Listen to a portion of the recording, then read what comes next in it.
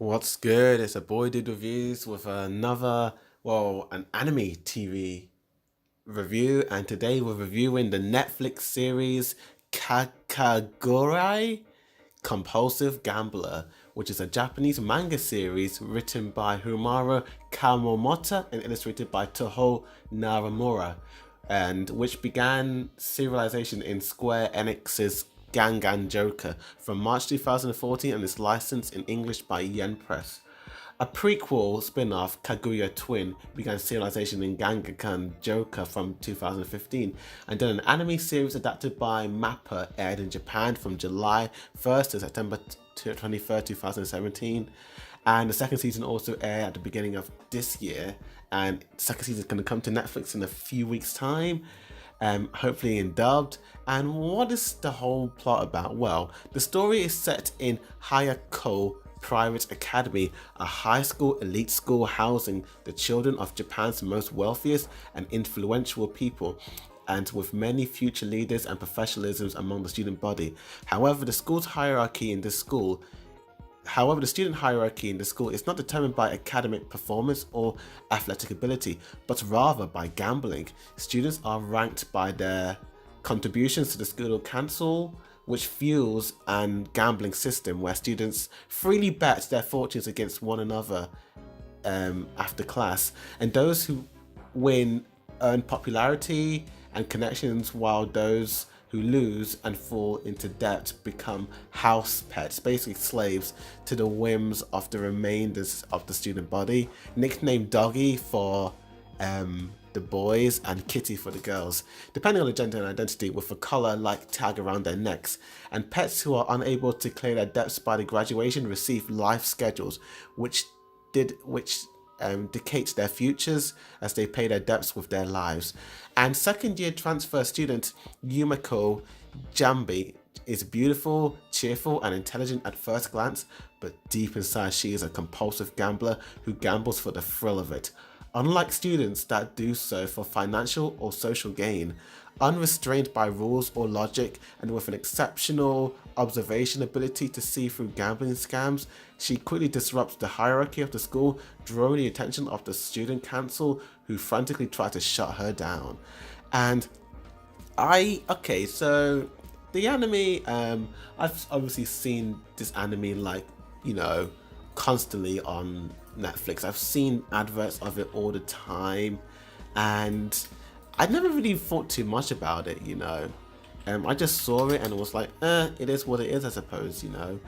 I mean, yeah, you don't really think too much about certain stuff in anime, and I didn't really think too much about this anime at all. I saw clips of it online, I saw little images, and I was like, it is what it is. But then I was like, you know what, let's give this a watch, because one of my friends from my old college, from my sixth form, did a drawing of it on her Instagram, and I was like, I might check this show out. It looked interesting, and yeah, this show is very, very different to how I expected it in ways I could never have imagined. One thing, I didn't even know this show was, I had no idea it was about gambling. When I looked at that poster, I thought it was about, I kind of thought she was a vampire, because her eyes are just red, and she's got this very lustful looking smile and glare, and it's like, I actually thought she was a vampire. I really did. I honestly thought she was a vampire. And yeah, let's talk about, without spoiling too much of this show. Yeah, this show is a weird show. I think out of all the animes I have seen in my time, this is definitely the weirdest anime I have ever seen. It is super duper duper weird. And oh my gosh, it is just a crazy ass anime. And let's talk about the positives. And yeah, I have to admit, I do like the portrayals of certain characters. Like, this show does have a lot of strong, independent female characters, and the thing is that even if it's set in a high school and you've got boys and girls in there, they kind of focus more on the girls than they do on the guys. And the only main guy character is oh, it's I even forgot his name. Ryoto. Yeah, he's like the only main guy in the entire show, even though that, you know, there are a lot of guys in the show. And I do kind of like how like all these women are just so strong and independent. But yeah, like the main character, Kali, Yumako, she, when no like, at first glance, she's just this kind of cute, innocent girl. She kind of reminded me of Hinata, like, at times, you know. But then when she gets into gambling, my gosh, she turns into this psycho freak, and it is quite kind of horrifying. Oh my gosh, like, she starts to get really excited, and when I mean excited, she gets excited, and I'll let you find out how excited she gets when it gets to gambling. And when she sees other people, you know, she wants other people to enjoy the thrill of gambling, and people at first are just really like, whoa, this girl is absolutely psycho. But as time goes on, people just start to, you know, they start to get addicted to her like psycho behavior, and they also kind of want to, you know, gamble stuff, and they want to be the best just like her. And I quite like how this girl kind of like influences and changes the entire school and all that jazz, and it's pretty great, you know. There's a lot of great characters in it, from the student body cast to, you know, just like the ordinary students. Like, you've got a lot of really interesting characters, and I honestly thought that when I saw the first episode, it was gonna be the I thought it was gonna be the girl, Mary and Yumiko. I thought it was gonna be those two, like literally, you know, butting heads against each other, because, you know, they're kind of seen as rivals in the first episode. So I thought it was going to be like that. I thought it was going to be like kind of like a female Naruto versus Sasuke, you know, show.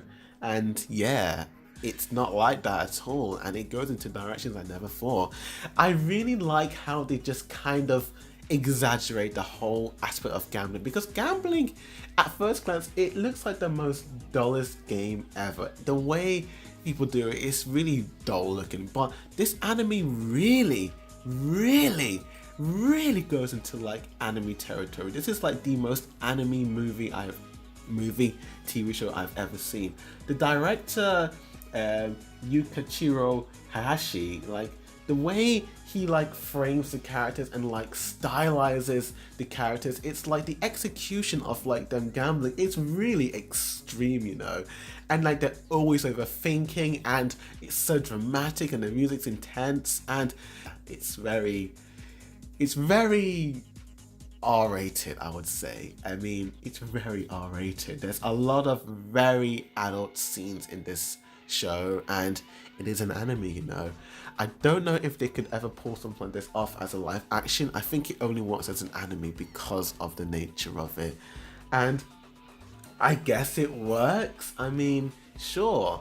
The animation itself is very unique. The facial expressions kind of remind me a little bit of Studio Ghibli's Ashitaka Hatter's Only Yesterday, where when the characters like get like angry or sad, like their faces crease up, and you can see a lot of creases and a lot of like very realistic facial muscles and movement. And I quite like that. It mainly happens when they get angry or they get really happy. It's mainly the extreme moments, and I quite like that. I thought that was really appealing. I thought that was really good. And yeah, and the music isn't too bad, I suppose. I do like the plot's very simple. It's a very exaggerated slice of life anime with gambling, and this whole the whole school is just obsessed with this gambling. Like, this is like what the school is. This is like how it is. Yeah, and judging by the season's finale, there's definitely going to be a season 2, because it kind of, you know, it's definitely going to like lead on to something else, and I kind of would like to see it. I would definitely watch it, and I'm looking forward to season 2. And yeah, this show is a very weird show. It's visually appealing in ways, but it's very bizarre. It's a very bizarre show. And the eyes, whenever like the eyes, I like how they just exaggerate the eyes, you know. and it's just so freaky.